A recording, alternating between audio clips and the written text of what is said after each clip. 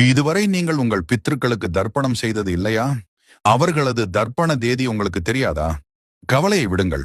கோயம்பேட்டில் உள்ள இந்த அருள்மிகு குருங்காலீஸ்வரர் சிவஸ்தலத்திற்கு சென்று அங்குள்ள லவகுஷ தீர்த்தத்தில் பூஜை மற்றும் தர்ப்பணம் செய்து இந்த சிவனை வழிபட்டால் பித்ரு தோஷம் விலகும்.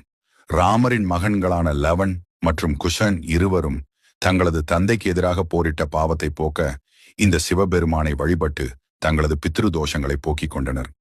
லவன் குஷன் ஆகிய சிறுவர்களுக்கு காட்சியளிப்பதற்காக சிவபெருமான் தன்னை குறுக்கிக் கொண்டார். இதனால் தான் இவரது பெயர் குருங்காலீஸ்வரர் என்று ஏற்பட்டது என்று கூறப்படுகின்றது.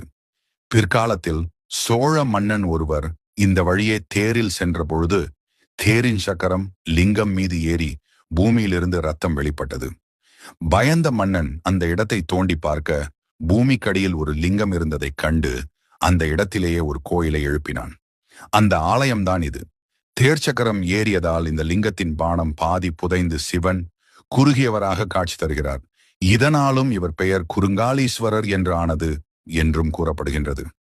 பெரும்பாலான சிவாலயங்களிலும் தட்சிணாமூர்த்தி சுவாமி சிவபெருமானுக்கு வலது பக்கத்தில் இருப்பார். சில ஆலயங்களில் இடது பக்கம் இருப்பார்.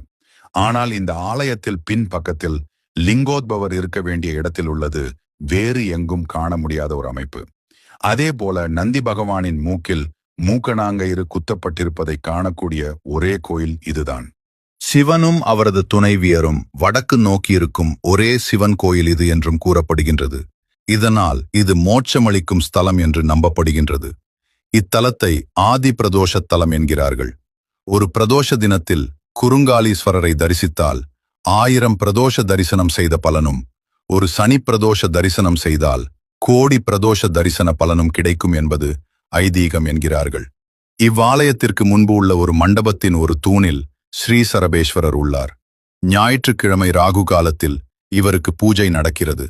இவர் அருகில் அணையா தீபம் இருக்கிறது.